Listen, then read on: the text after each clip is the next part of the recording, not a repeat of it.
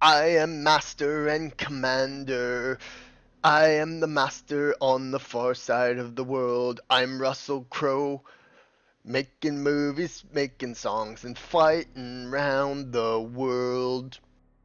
Yes, and Russell Crowe definitely goes fighting around the world in Master and Commander Far Side of the World. Now, this movie is a very emotional movie, I would say.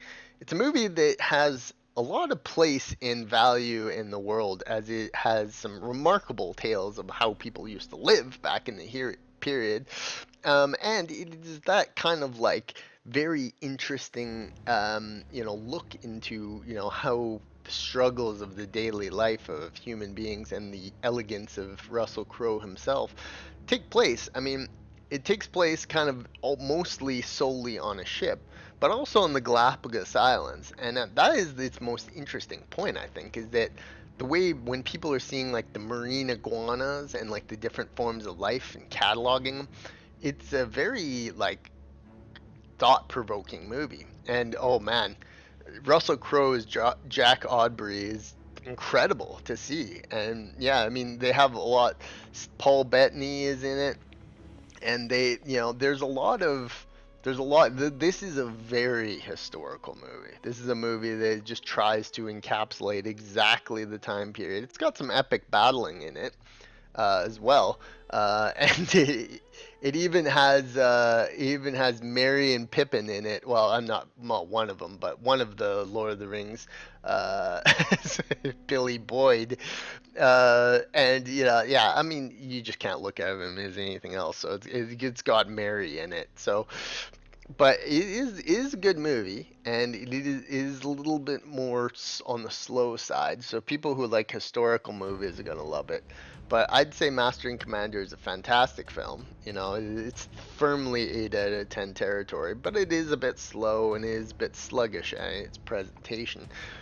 It has a little bit of uh, grossities. There is kind of the living on a ship aspect that is just like, ugh, like people actually used to live that way. But yeah, it does do a good job, and you actually have to wonder going through the movie how in the absolute hell the ship fucking held together through all this. It's like, because like through windstorms and cannon shots, like, I mean, I guess, yeah, a ship is a ship, but at the same time, how in the ever loving hell did this thing hold up? And it must have been amazing to film this too, because they clearly were on like an actual vessel, so to speak. So it's quite the experience, I must say. And yeah, and the next part I'm going to talk to is the one and only Crussell himself.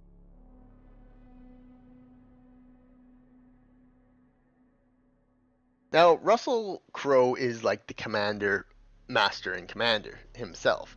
So he is, great. And he is most definitely making songs and making movies and fighting around the world here. But he is he just looks like he is having so much goddamn fun in this. And he plays this role. This is like the same thing as Les Miserables, where he's the same character. He's just like a general from this time, and he portrays it so freaking well. I love Russell Crowe, and Russell Crowe is great in mostly everything he does. And like he's just a badass human being. So I mean, you get that feeling from him throughout the whole movie. Master Commander: Far Side of the World is a great movie, and Russell Crowe is like the leading thing of that. Because I mean, besides Mary Pippin, you have not a lot of well-known actors, and Russell Crowe stands out like a sore goddamn thumb in this, because basically every single other person you see in this movie is going to be someone completely unknown to you besides Merry and Pippin. But yeah, so he kind of steals. He has to steal the show because he's such a well-known actor and he's right at the center of it, and he deals with the struggle of life. Now, I would not want to live aboard a ship like this. Being cramped in those quarters with all those shirtless men would be weird. It's like, and uncomfortable. But they seem to want to maintain that chain of command, and obviously you would want to avoid mutiny. Why? And that would be such a big thing because if you were an unlikable person, just think of how easy it would be for them to turn on you and throw you overboard and take over. You know, you're way out in the middle of the sea. There's no such thing as, you know, cell phones back then, so it's not like you could call for help, and you could literally just say, "Oh, commander died of scurvy." Yeah, oops. It's like you see why mutinies are were so bad back then, is because like you could literally haul the captain overboard to destroy the whole command structure and just literally get away with it. So for months on end, or wherever they were out at sea, and yeah, it just goes to show how important it was to maintain order on a ship.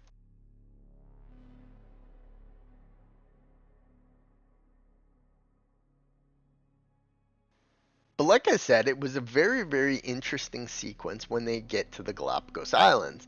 Now, they start coming across one of my most favorite creatures ever, the marine iguana, and you just gotta think what these people were thinking of this creatures.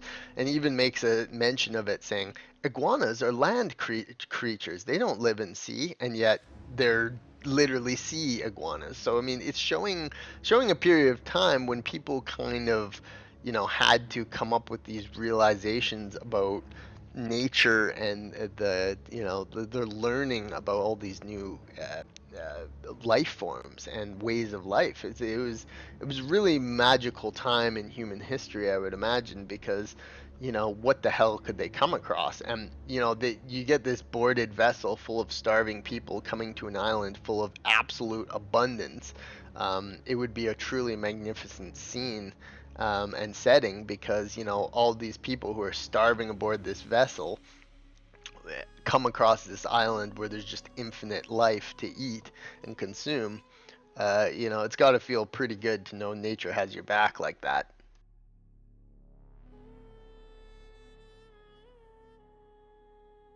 The truly terrifying prospect of being way out at sea aboard a vessel that you're just praying holds together, you know, dealing with things like storms and, you know, attacks from enemies, is just like if you were out in the middle of the sea way back then and your ship broke down, and you would be so effed. Like there's just no way around that. So, I mean, that aspect is pretty neat to see. You would need to militarily, you know, hold down order in the ship, because if one thing went wrong and you're out in the middle of the sea, that is a terrifying prospect, because you are just screwed if nobody's coming to your rescue. There's a very good chance, and you would have to, you know, you'd have to have your crew at the ready 24/7, because yeah, I mean, you have to not only maintain your trajectories, but you also have to, you know, make sure nothing goes wrong, because if one thing goes wrong back in those times, you're out at sea and your vessel is breaking down, you're most certainly screwed at the best of times.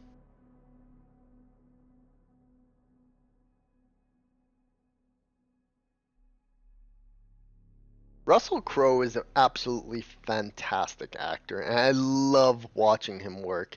He's someone who is just very, very excellent at what he does. And he's an awesome person. He's the kind of person you want to just chill with and hang out with. He's a hardened dude who doesn't take bullshit from anyone. And that part of it kind of, you know, that part, he really, you know, he nails the role of the captain in this, because he's the kind of captain you'd want, you know, leading this type of expedition. You'd want someone who is, you know, has a sternness. You'd want someone who is likable.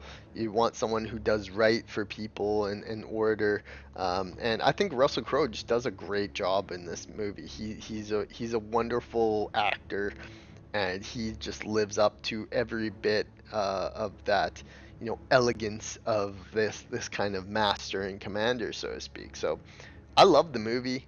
I think it's really, really great. You know, looking at the ratings, it's got Rotten Tomatoes 85%. It's got a 7.5 on IMDb. But, you know, it's one of those movies that kind of has more of a, like, epic scale to it. It's very grounded in reality. It's very dramatic. So I think it's one of those movies that kind of gains a little bit more of a, you know, it is a extremely artistic movie. It has a lot of merit to it, and it's just a great movie. So yeah, I would totally recommend Master and Commander. It's a great movie. It's worth every second of it. But it's going to be very slow for those people who are not big history buffs such as myself. It does slow down at times, but I just love Russell Crowe. I think he's an excellent actor, and this is a shining example of what someone who is made to play a role can do when he's put in that role. He's very fantastic, and yeah, overall it's a good movie. It's firmly 8 out of 10 material. It has very realistic connotations, and majority of the movie is you just aboard a ship with a bunch of people and dealing with the drama expires. So I loved it. I thought it was a great movie. Definitely see Master and Commander.